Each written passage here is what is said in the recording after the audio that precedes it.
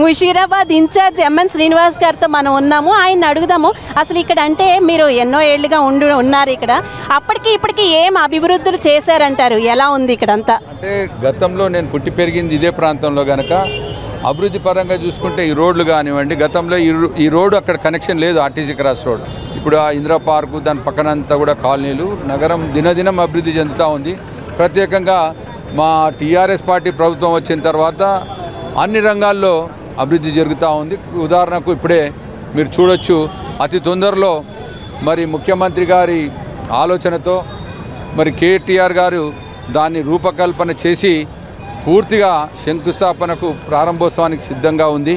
అతి తొందరలో ముషీరాబాద్ నియోజకవర్గంలో ఉన్న ట్రాఫిక్ సమస్యలు శాశ్వతంగా పరిష్కరించడానికి ప్రభుత్వం ఎల్లవేళలా ప్రజల పక్షాన నిరంతరం పనిచేస్తున్న ప్రభుత్వం కేసీఆర్ గారి నాయకత్వంలో బీఆర్ఎస్ పార్టీ ప్రభుత్వం.